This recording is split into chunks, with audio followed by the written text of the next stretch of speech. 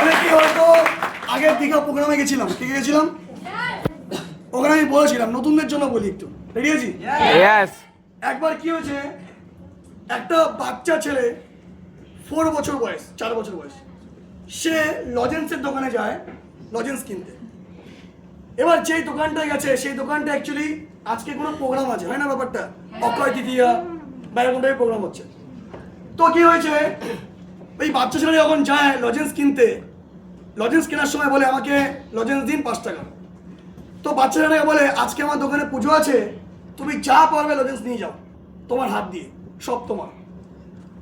তো বাচ্চা ছেলেটা যখন বলে, বাচ্চা ছেলেটা তখন ভাবে যা আমি কি করে নেব, কিছু একটা ভাবে, ভাবার পরে বলছে আপনি দিন আমাকে। বলছে না, আমরা আজকে অফার দিয়েছি যে যা পারবে লজেন্স নিয়ে যাবে নিজেদের হাত দিয়ে।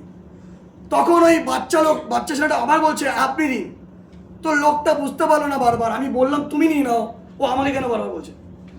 এবার নেক্সট মোমেন্টে গিয়ে লোকটা তাকে দিল নিজের হাতে অনেকটা লজেন্স তুলে ওকে দিল হাত ভরে।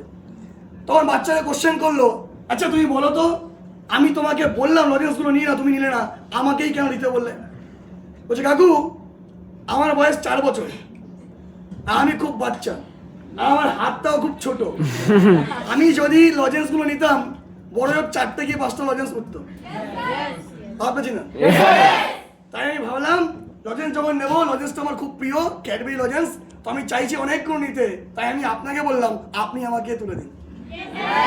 বোঝার বিষয় কি, এই লজেন্সের যে দোকানের কাকুটা সেটা হচ্ছে সিনিয়র।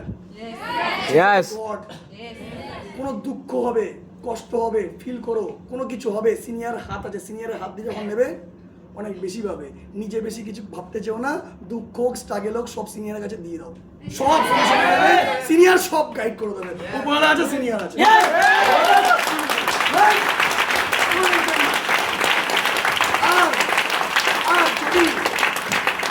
ডেভেলপমেন্ট করতে হয়, ডেভেলপমেন্টও সিনিয়রের সাথে বসো।